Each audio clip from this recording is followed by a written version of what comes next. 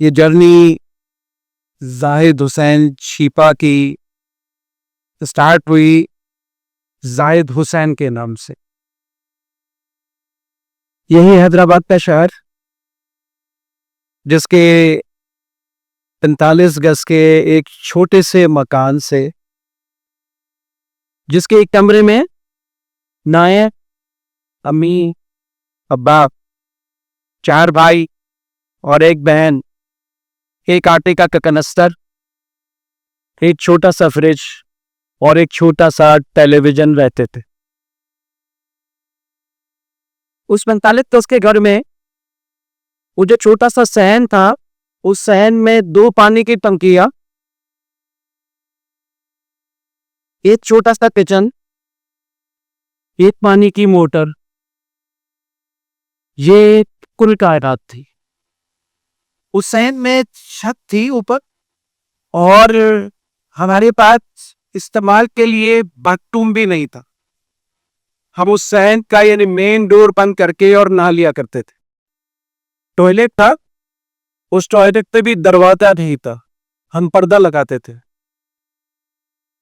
और इस जाहिद हुसैन छिपा के ऑफिसेस कराची, लाहौर, लंदन और न्यूयॉर्क में मौजूद है।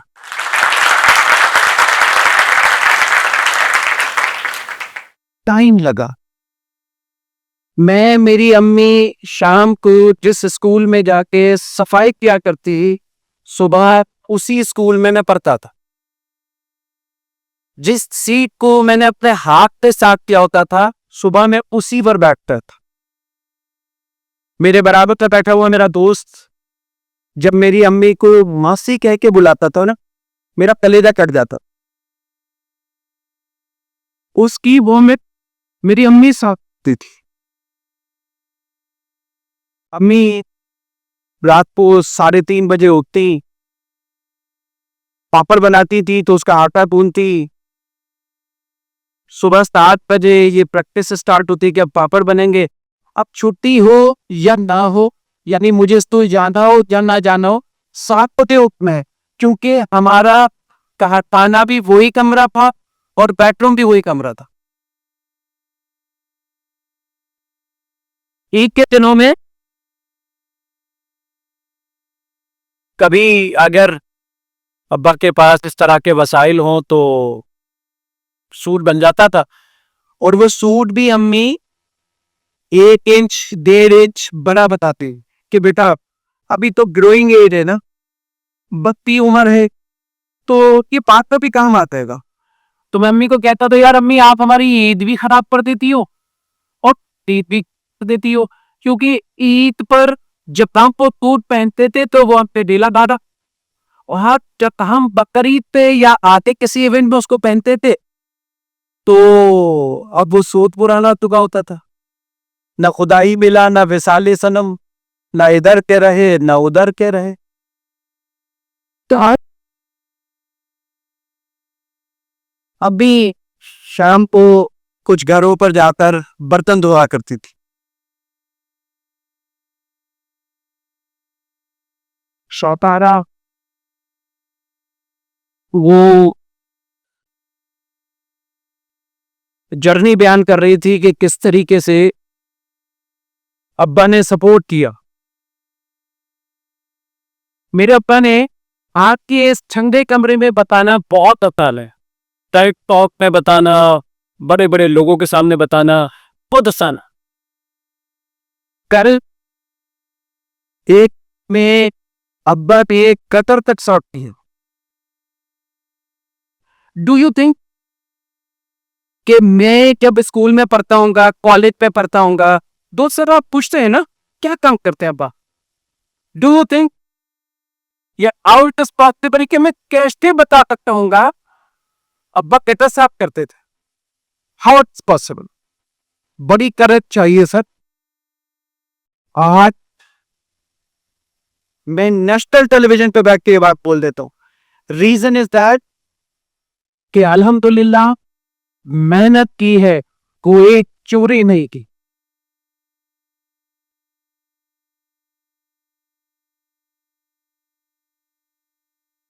थोड़ा सा आगे बढ़े, मैट्रिक पोजीशन रोड हसल का हूं मैं। जब पहुंचे यही हैदराबाद, मेरे सारे दोस्त पब्लिक कॉलेज में गए। मैं जब स्कूल में पढ़ता था तो 7th क्लास पे मैं अपनी स्कूल की फीस खुद देता था। मैं कंप्यूटर नौकरी किया करता था और मुझे उससे जो पैसे मिलते थे तो मैं अपने स्कूल की फीस भरता था। लेकिन मेरा तो कुछ भी है अल्हम्दुलिल्लाह, वो मेरे वालिदैन का ही है। लेकिन जब ये यानी फर्स्ट ईयर में जब मैं पहुंचा तो मेरे सारे दोस्त पब्लिक कॉलेज गए। 500 रुपये महीना फीस देने की जाहिद हुसैन की, जो अब छिपा नहीं बना था उस वक्त तक, जाहिद हुसैन की औकात नहीं थी। और इस पब्लिक कॉलेज से मैं रोता हुआ वापस आया था कि मैं यहां पढ़ नहीं सकता। मेरे सारे दोस्त बाहर चले गए और मैं गवर्नमेंट कॉलेज काली मोरी के अंदर गया और वहां पे मैंने अपनी एजुकेशन को मुकम्मल किया। इसी दौरान में घर के हालात और पकड़ को हो गए और इसी हैदराबाद की फ्रूट मार्केट हाली रोड में जाहिद हुसैन छिपा ठेले पर केले बेचा करता था। और वो केले बेचते बेचते आज अल्हम्दुलिल्लाह तकरीबन कोई 42 ममालिक का मैं सफर कर चुका हूं अल्हम्दुलिल्लाह। इस आईटीआई के सामने से मैं जाते हुए रोने लग जाता था। मैं आईटीआई में पढ़ नहीं सकता, मेरे पास इतने वसाइल नहीं है। Zurich university Switzerland number 12 university है वर्ल्ड की, उसने मुझे लेक्चर के लिए इनवाइट किया था कि आप आके केले वाले ताप और लेक्चर दीजिए। मैं भी ये सोचता था कि यार लाइफ में आगे कैसे जा सकूंगा, लेकिन पीरजादा कासिम का एक शेर है, मैं उस शख्स को जिंदों में क्या शुमार करूं, मैं उस शख्स को जिंदों में क्या शुमार करूं जो सोचता भी नहीं, ख्वाब देखता भी नहीं। यानी ख्वाब देखना जरूरी है। आप तो क्या प्लान करते, यार मैं यूं कर दूंगा, आता क्या प्लान है? वह प्लान ये है कि बस रोजाना एक टॉप या हमारे घर से सोने की देख निकाल दे और हम अमीर हो जाएं। ऐसा कुछ नहीं होगा, शॉर्टकट कुछ नहीं होते। इसके लिए अपने ख्वाबों को सींचना पड़ता है तो आप किसी मकाम पर पहुंचते हैं।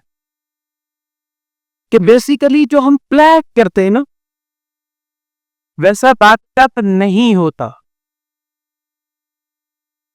लेकिन आपको फोकस रखना होता है कि आपने कहां पहुंचना है।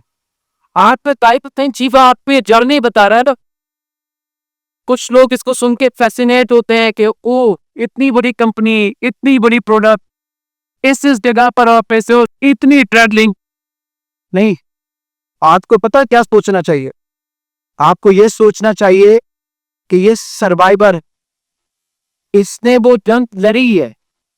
हम जब खुदा ना पाता कल इस हालात पे पहुंचे तो हमने भी गिव अप नहीं करना, बल्कि आगे की उड़ान भरनी है।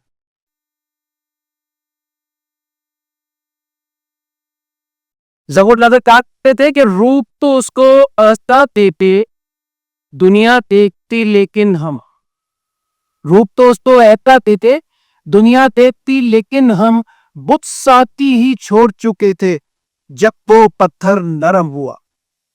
आपने कितना सोचना है? कहती में बहुत सारे लोग अगर कराची से आए या जाते हैं या सुनते हैं तो उनको सुनने को मिलता होगा यार फला जगह स्नैचिंग हो गई, फला चीज हो गई स्नैच। इसके जाने के बाद अब पोते यूरोप है, ऐसे किक मार देता, फिर उसकी जंग छीन लेता, से कुछ कर लेता। बात का मौका अपने आप को मारना चाहिए, वो बात पे किसी काम का नहीं होता, उसको उसी वक्त ही इंप्लीमेंट करना चाहिए। एक हाथी का जो बच्चा होता है ना, ये हाथी का बच्चा जब छोटा होता है और इसके पालने वाले जिसको मोहब्बत कहते हैं, वो मोहब्बत उस छोटे हाथी के बच्चे के पांव में एक जंजीर बांधते थे। अब वो हाथी का बच्चा उसको छुड़ाने की कोशिश करता है, तोड़ने की कोशिश करता है, लेकिन टूट नहीं पाती। फिर ये हाथी बना हो जाता है। वो आज भी उसका पालने वाला यानी महताब आज भी उसके गिर्द उसके पांव को उसी जंजीर से बांधता है। अब हाथी ज्यादा ताकतवर हो चुका, लेकिन वो अब भी उसको तोड़ नहीं पाता, क्योंकि उसके जहन में ये बैठ चुका है, मैं इसको तोड़ नहीं सकता। तो अपनी उन जंजीरों को जो आप हाथ से अपने गिर्द लपेट के चल रहे हैं ना, कि यार मैं तो इतना आगे नहीं जा सकता, मैं कैसे इस स्टेज को शेयर कर सकता हूं, मैं कैसे यहाँ पर हो सकता हूं, मैं किस तरह पापारा के फादर की तरह प्राउड मोमेंट लगता हूं, ये पहले बुक तोड़िए और फिर आगे का सफर स्टार्ट कीजिए।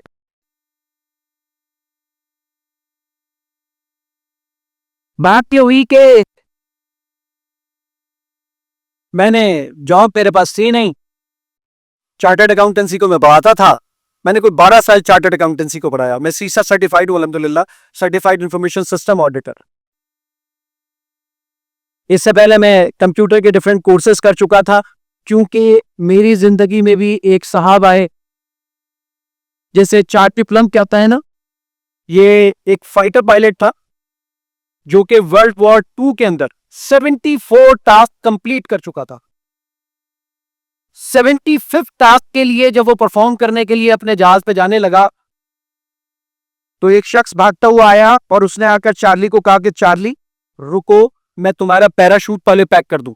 चार्ली ने कहा 74 टास्क पहले ही कर चुका हूं, मुझे इसकी जरूरत नहीं होती। उसने कहा मुझे चांस दो। उसने कहा ठीक है। सेकेंड वर्ल्ड वॉर चल रही है, चार्ली प्लम ने वो उसने पैराशूट पैक करके दिया। चार्ली प्लम फाइटर पायलट लेके उड़ा और उसके जहाज को कोई मिसाइल या जो भी लगना होता है वो लग चुका, और वो जहाज जैसे ही गिरने लगा उसने पैराशूट से जंप किया और वो बाहर आ गया। मेरी और आपकी लाइफ में भी ऐसे बहुत सारे लोग हैं जो कि पैराशूट को पैक करते हैं। मेरी लाइफ में भी हैदराबाद के एक साहब चौधरी महमूद साहब, उन्होंने मेरा पैराशूट पैक किया और मुझे कंप्यूटर पढ़ने के लिए भेज दिया। आज अल्हम्दुलिल्लाह जाहिद हुसैन से जाहिद हुसैन शिपा तक का जो सफर है, इसमें अल्लाह की मेहरबानी के बाद जिस शख्स का बहुत बड़ा दखल है वो चौधरी महमूद साहब। और फिर उस कंपनी में जहां पर वहां ना पाकिस्तान का बहुत बड़ा सॉफ्टवेयर हाउस में इंटरव्यू देने के लिए गया, मेरी जॉब हो गई और वो जॉब 30,000 की मेरी जॉब हुई। 6-8 महीने तक मेरी वो जॉब चली। इसके बाद मैंने ये सॉफ्टवेयर लॉन्च कर दिया, वो सॉफ्टवेयर ब्लास्ट हो गया। अल्लाह गरी के रहमत करे, मेरे बहुत खिलाफात रहे उनसे बाद में, लेकिन बहरहाल अल्लाह गरी के रहमत करे आमिर लियाकत हुसैन को, वो पहला शख्स जो मुझे टेलीविजन पर लेकर आया। 2011 में आमिर लियाकत का तूती बोलता था, तूती बोलता था उस शख्स का। आमिर लियाकत ने मेरे साथ पहला इंटरव्यू किया, माय गॉड। उसके बाद इतने डाउनलोड से हमारे, वो जॉब मैंने छोड़ी छोड़ी भी इस तरह के, मेरे बॉस ने मुझको बुलाया कि जाहिद अब तो तुम सिर्फ सॉफ्टवेयर के चक्कर में लगे रहते हो अपने, तो करने पैसे लोगे तो तुम्हें मुश्किल हो जाएगी। मैंने कहा सर आप सही कह रहे हैं। मैंने मोबाइल उल्टा करके रख दिया और कि फोन कॉल नहीं लूंगा। घर वापस आया, मैं थोड़ा सा जज्बाती आदमी हूं, देर देर फैसला कर लेता हूं। बस रात तखारा किया, सुबह जाके रिजाइन कर दिया। जॉब वक्त कोई नहीं है, मैंने जाके सुबह रिजाइन कर दिया कि sir thank you very much, अल्लाह ताला ने ये चोंच दी है, चुगने के लिए वो जरूर देगा, मैं अपने सॉफ्टवेयर को रोल बैक नहीं करूंगा।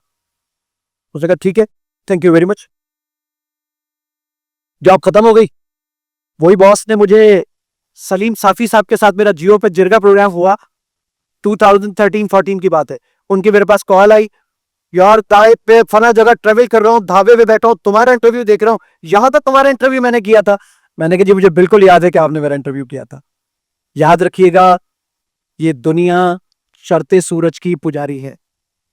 आप कुछ नहीं होते ना। मैं भी ये सोचता था यार मैं ठेले पे केले बेच रहा हूं, ये सराउंडिंग के लोग मेरे बारे में क्या सोचते होंगे कि यार पोजीशन लड़का है और ये केले बेच रहा है फला। नहीं सर, कोई कुछ नहीं सोचता, कोई कुछ नहीं सोचता। ये तब आपके बारे में सोचते हैं जब आप कुछ बन जाते हैं।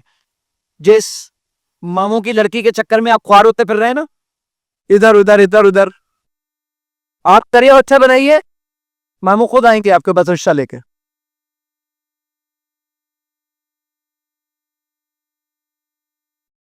हम बेसिकली जो करना चाहते हैं ना अपनी लाइफ के लिए, सबसे पहले आप कोई टारगेट या गोल सेट कीजिए। मुझे बड़ी अच्छी लगी, जो मैं तो समझता था कि शायद इस टॉक के सबसे हाईलाइट जो गुफ्तगू थी वो शाहपारा की गुफ्तगू थी। जिस तरीके से उसने अपने वालिद को यहां पे बुलाया, उफ। 3 साल पहले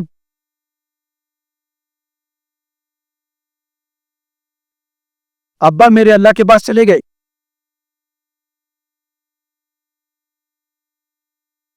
मुझे अक्सर कहा करते थे कि बेटा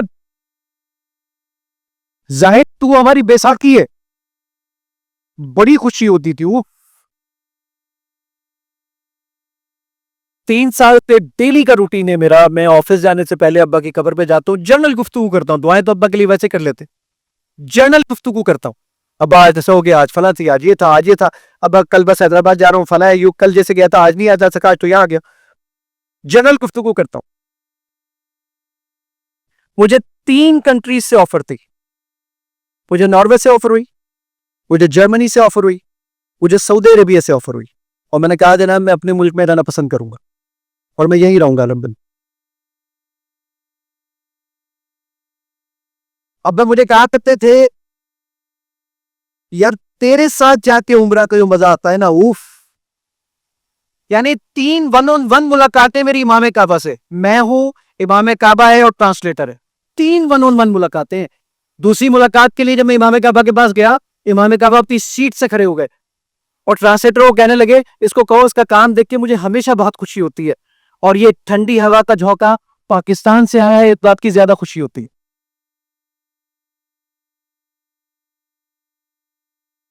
बहरहाल आगे जाने के लिए मुझे याद है कि इसी तरह कहीं लेक्चर दे रहा था, क्लास थी मेरी, मैं पढ़ाता था, तो मैंने ये बात कई स्टूडेंट्स को बताई। तो सफाई करने वाला एक बच्चा था, जब मेरी क्लास खत्म हुई सब स्टूडेंट चले गए, वो मेरे पास क्लास में आया और मुझसे आकर के, हैदराबाद में छोटी गिट्टी में, वो बच्चा मुझसे आके कहने लगा सर मैं भी यहाँ पे सफाई करता हूँ, क्या मैं भी आगे जा सकूंगा? मैंने कहा क्यों नहीं जा सकोगे, ये मैं एग्जाम्पल तुम्हारे सामने मौजूद हूं अल्हम्दुलिल्लाह, क्यों नहीं जा सकोगे यार। बहरहाल इस दुआ के साथ कि आप जो अपनी लाइफ में अचीव करना चाहते हैं वो अचीव करें। मेरे लिए सोर्स ऑफ मोटिवेशन एक रेशम का कीड़ा है, और मैं अपनी बात खत्म करता हूं। रेशम का कीड़ा अपने मुंह से थूक निकालता है, रेशम बनाता है और अपनी बॉडी के गिर्द उसको लपेट लेता है, फिर अगला थूक निकालता है, फिर अपनी बॉडी के गिर्द उसको रेशम बना के लपेट लेता है। आखिर पे सिर्फ उसका मुंह बाहर रह जाता है। वो आपकी मर्तबा थूक निकालता है, रेशम बनाता है और अपना मुंह भी उसी में ही बंद कर देता है, उसका दम घुटता है और वो मर जाता है।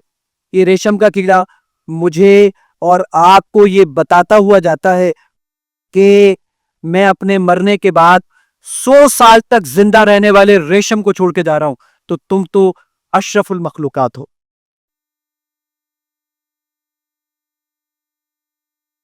तो बहरहाल कोशिश कीजिए, पे बैक कीजिए सोसाइटी को, उन लोगों को जिन्होंने आपके पैराशूट बांधे हैं, उस इदारे को और इस मुल्क को। अब जाते हैं बुतकदे से मीर, अब जाते हैं बुतकदे से मीर, फिर मिलेंगे गर खुदा लाया। Thank you.